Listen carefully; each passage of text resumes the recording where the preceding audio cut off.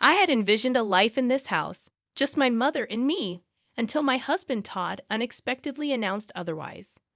The surprise left me in disbelief as he declared, "I'll handle all the monthly expenses, so I need you to leave," firmly raising her voice. I was taken aback and bewildered by their sudden decision. The motives behind their actions only became clearer when my mother-in-law completed the condominium contractor's name change. My name is Summer, and at 34 years old, I lead a busy life. My father, who ran a small-town workshop, bestowed this name upon me due to my birth during the summer season. While it may seem basic, it carries my late father's deep love. His polishing skills were renowned in the industry, and despite tough times, I cherished the moments playing in the workshop as a child. However, the workshop faced financial difficulties, leading to my father's tragic end in the back of the shop during my elementary school years. To shield me, my mother and I left town to start a discreet life elsewhere. Unfortunately, the years of hardship took a toll on my mother's health, and she passed away during my high school years. Despite the despair, I channeled the courage to face life head-on, driven by an inner passion to showcase my father's skills to future generations. Working tirelessly, I managed to graduate high school with scholarship support, juggling numerous part-time jobs to afford daily expenses while studying engineering at the local public university. During my university days, I encountered Todd, a friendly young man who recognized and admired my skills. Unlike many others, he never looked down on me for being a woman, fueling my determination. After graduating, we began living together, sharing our lives. Todd efficiently managed household chores, providing immense support, especially on busy workdays. 6 years later, at 28, I contemplated reviving my father's small-town workshop, with Todd wholeheartedly supporting my dream. As we discussed the possibility of marriage frequently over these 6 years, my lifelong dream seemed poised to become a reality. However, my primary focus was on rebuilding my father's workshop before considering marriage. Todd respected this wish and patiently waited. To raise funds, I opted for crowdfunding, leveraging my position as a female engineer. I incorporated the uniqueness of my story into the advertising campaign, aligning with the societal shift towards increased support for women. Carefully planning and persistently securing funding and the right personnel, after 4 years of effort, I successfully revived the town workshop. Mindful of the financial struggles the old workshop faced, I introduced state-of-the-art equipment and gave the factory a modern and sophisticated design. By establishing facilities and systems conducive to women, I aimed to create a workplace that was both productive and female-friendly. These efforts quickly elevated the workshop's status to top tier within the industry. While some might perceive my success as luck, it was, in fact, the result of numerous challenges and tireless efforts. Todd, my university partner, knew this best. However, Todd's career faced challenges, and while his colleagues progressed, he remained a rank-and-file employee. Growing frustrated, he started expressing his dissatisfaction, saying coldly, "You're really lucky to have succeeded. There must be someone better for you than me, right?" I repeatedly reassured him that my success wouldn't have been possible without his unwavering support. I genuinely believed his involvement in my life and career was indispensable. To express my deep gratitude and love, I proposed marriage. I valued his special presence, pure and warm-hearted sensitivity, bringing happiness to my everyday life. Despite finding great comfort and solace in his presence, I began noticing changes in his heart over the 10 years since we became adults. My hope was to dispel his insecurities through marriage. Upon deciding to marry, we rushed to inform our families. Contrary to my expectations, Todd's family home was an old, decaying wooden house that raised concerns about its stability. When Todd's mother first saw me, she remarked, "You're the daughter of the wealthy business owner they often talk about," reflecting my past fundraising and media exposure. In the pursuit of success, I had emphasized the importance of first impressions, but the reality of Todd's family background differed from my expectations. I dedicated considerable time and effort to my attire and appearance, aiming for a suitable impression. However, from my mother-in-law's perspective, my outfit might have appeared flashy and excessive. She started speaking in a sarcastic tone, implying that I owed my appearance to Todd's assistance.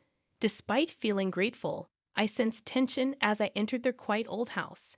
Todd seemed to have something on his mind, but remained silent. His father, in tattered clothes and with a restless demeanor, reflected the atmosphere of the home. Apologizing for the state of their house, he acknowledged its issues and conveyed that it might differ from the appearance of a wealthy household. Trying to calm myself, I internally took several deep breaths. Each time I made a casual remark, Todd's parents responded with comments about how rich people have different ways of thinking and values than common people like us, making genuine conversation difficult.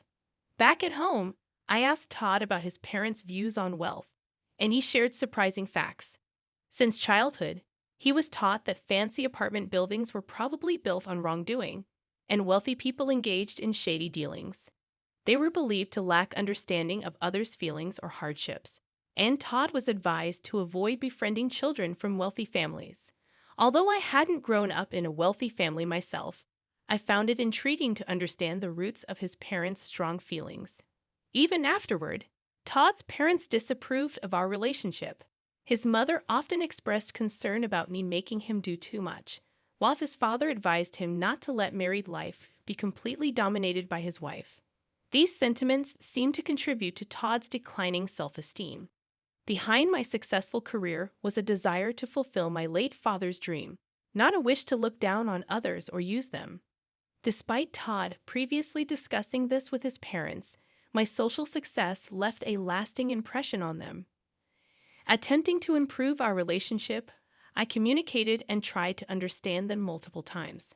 However, no matter how much goodwill I showed, Todd's father approached me with bias, saying, "This is how rich people think." Their reactions gradually closed off my heart. Meanwhile, as Todd visited his family more frequently due to his father's deteriorating health, we started distancing ourselves, even though we were married and living together. About 2 years later, he suddenly announced that he had decided to quit his job because he was too busy with things at home. I was infuriated that Todd made such a significant decision without discussing it with me first. At that point, our relationship had deteriorated into a mere formality, lacking meaningful and sincere communication. He claimed to be busy with housework, but in reality, he frequently visited casinos and racetracks. When I confronted him about his actions, Todd dismissively suggested hiring a professional housekeeper, stating that he wasn't my servant, and we had enough money to cover the expense. His words left me deeply shocked and at a loss for a response. Around that time, Todd's father's health worsened, and he passed away. 2 months after receiving this news, my mother-in-law and Todd visited my house, and he unexpectedly declared, "I plan to live in this house with my mother, just the two of us." Taken aback by this sudden statement, I stood there speechless. Todd went on to say, "I will pay the monthly rent, so I want you to leave." Shocked by this demand, I could only ask, "Wait a minute, are you really able to pay the rent, Todd?" Instead of a reasonable response, my mother-in-law yelled at me, expressing her anger and stating that she couldn't forgive me for belittling them. Todd, dissatisfied, sighed deeply, proclaiming that he wouldn't tolerate being bossed around anymore and intended to live life on his terms. Surprised by their intense attitude, I momentarily lost my words. Reflecting on their past actions and words, I realized that dealing with them would be extremely challenging. I responded firmly, "I understand. I will leave this house next month." Unsatisfied, my mother-in-law pushed for an even quicker departure, demanding, "Can't you just get the hell out of here and leave next week?" I'm being ready for my new life, and I've already arranged for my stuff to be delivered to my new house. Her abrupt demands puzzled me, considering I had just decided to leave. Unable to comprehend her reasoning or course of action, I hesitated. In response, my mother-in-law raised her voice even more, asserting, Someone as wealthy as you should leave them moving to professionals, right? She repeated a sarcastic phrase, implying that she viewed the wealthy as something special or different. Initially, I considered it proper for them to move to a new place since I was the one who contracted for the house. However, my mother-in-law continued to assert strongly, "This house belongs to Todd. No matter how much you earn, I won't allow you to hide that fact." Behind her words, I sensed a message that my higher income shouldn't make me feel superior to Todd. Looking at Todd's changed and gloomy expression, I questioned why I had invested so much time in such a person. In this unbearable situation, where living with them seemed insufferable, and I wanted to avoid sharing the same space, breathing the same air, I concluded that it was time to seriously consider divorce. Understood. This weekend, I'll proceed with the moving arrangements, handling all necessary document changes and procedures. When I responded in a soft tone, Todd and his mother exchanged glances, smirking triumphantly, as if a long battle had ended, and they had finally won. Immediately, I began searching for vacancies in apartments and condos, also looking for a reliable moving company amidst my busy days, including work-related business trips. Returning home, I found Todd deep in sleep, seemingly ignoring my existence. On the weekend, he calmly signed the divorce papers without displaying any emotion. Meanwhile, his mother was receiving explanations from the real estate agent about the rental agreement and signing the contract. I was particularly concerned about whether she truly understood the high rent of $66,000. After completing all the procedures, I found myself walking alone toward a new place with a high-rise condo behind me. The new apartment, a one-bedroom with secure surroundings, was perfect for me living alone. During the move, I decided to discard many unnecessary things, clearing both my room and my mind for a fresh start. Decorating the space to my liking was an enjoyable time for me, gradually immersing myself in the new lifestyle. Thoughts of Todd and his family started to fade, although I couldn't completely erase them from my mind. Reflecting on the memories with Todd and the challenging times we had overcome together, I never imagined our relationship would end this way, especially during our university days when we struggled financially. We supported each other's livelihood. The strain that developed over time was deep and immeasurable. However, I later came across shocking information when I coincidentally reunited with a university friend. She told me rumors of Todd flaunting around in city clubs. Also, a former neighbor from where I used to live mentioned seeing my ex-mother-in-law frequently entering and exiting a luxury foreign car. They described them wearing unfamiliar luxurious fur clothes and speaking completely differently than before. Hearing about their lavish lifestyle, I couldn't believe they'd once looked down on the wealthy. Particularly after I had distanced myself from that life, I saw how much they had transformed. Then, unexpectedly, 2 months later, I received a call from Todd. "I really need your help." His voice conveyed a level of desperation I had never heard before. I had not expected to hear from him in such a manner after our one-sided relationship ended. "Actually, we've gotten ourselves into some unexpected trouble." What exactly happened? Todd's response indicated that the events had begun 3 months prior. He was shocked to learn the astonishing truth through a call from his mother. "I hit the jackpot in the lottery. Can you believe $30 million?" She had apparently been buying lottery tickets in the past, and this time she had won an amount beyond her wildest dreams. "Is that really true, or is it a joke?" Todd asked her to confirm. After checking the lottery numbers multiple times herself, the ex-mother-in-law assured, "There's no mistake. I've checked it over and over. We are so unbelievably rich now. Now we can face those upper-class people with no problem. Truly, God has blessed us." She spoke with elation, lifting her spirits. Moved by these words, Todd was in tears, and his mother added, "With this amazing stroke of luck, you can escape from that woman's clutches. Have you heard? She seems to be frolicking around with some young guy now. Such a woman should be kept at a distance." These words pushed Todd further, and his pent-up anger and frustration boiled over. "Now that we've acquired wealth, I won't be controlled by her. We won't have anything to do with her anymore, he declared with a trembling voice, informing me of our disconnection. It became evident that during these events, a common goal had emerged between them to completely exclude me. Subsequently, they began a lavish lifestyle in a downtown luxury condo, seemingly spending extravagantly every day. Todd used his savings liberally, and the ex-mother-in-law spent her late husband's inheritance without any reservations. Excited, they decided to go to the nearest bank to cash in the lottery ticket. However, at the bank, they faced a shocking truth. The lottery ticket they brought was from the previous year. Disbelief and dismay spread across their faces. It turned out the ex-mother-in-law had been comparing last year's lottery ticket with this year's winning numbers.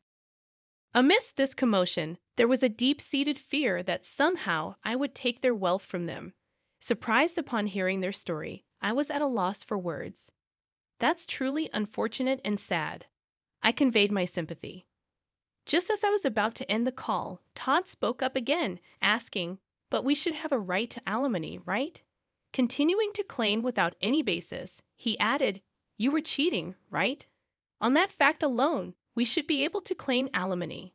Explaining his situation, Todd felt stressed about the house and believed he had the right to demand alimony. However, it was clear in my memory that Todd had quit his job on his own accord. My emotions surged, and I couldn't tolerate such baseless claims. "I can't believe you would say such a thing, you sleazy man. Are you for real?" I raised my voice involuntarily. In this moment, my usual calm judgment and strong resilience frayed. Perhaps sensing my anger, I could feel Todd's surprise and confusion over the phone. "Truly, it's me who should be seeking alimony.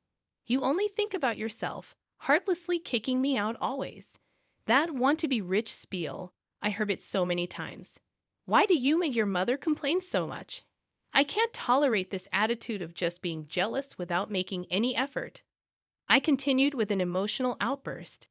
After my emotional outburst, there was a moment of silence. Then, I felt a sense of clarity and hung up the phone. Their mistake with the lottery ticket astounded me, but now it was none of my business. Whatever fate they met was irrelevant to me. Days later, as I walked in front of my factory, I saw my ex-mother-in-law in a visibly deplorable state. She appeared before me and began to prostrate. "Please help me. We can't afford to return the $66,000. Please come back and be a part of our family again." That should have been clearly written in the documents. Why didn't he check them thoroughly? Didn't you understand how serious it all was? "And about that lottery ticket," I murmured slowly, choosing my words carefully. "Will you truly abandon a mother and child struck by such misfortune?" After a pause, I shook my head calmly and said, "I believe that luck, in many cases, is something you forge for yourself despite hardships. I have strived to carve out my own destiny. How much of that mindset did you have?" My words left her with a surprised and somewhat regretful expression. Struggling to find a response, I walked past her and started walking in the direction of the building. After a short walk, I turned around to find my former mother-in-law still standing there. But I never looked back again and kept walking, focused on the path ahead. As expected, Todd and his mother were eventually evicted from the luxury condo. They chose an old wooden shack as their new dwelling, having spent all their savings. Now they spend their days working various part-time jobs to support themselves and save for the future. Over the following years, I dedicated myself to my work, and my factory grew far beyond its original small-town scale. I secured funds to purchase a larger plot of land nearby and established a new state-of-the-art factory there. This newly built facility was designed with the comfort of the entire family in mind, complete with maternity leave and childcare facilities for employees. Although my parents were not able to witness this success in person, every time I see a smiling couple with their children visiting the factory, I remember myself as a child and feel a deep sense of relief and happiness at the sight of them.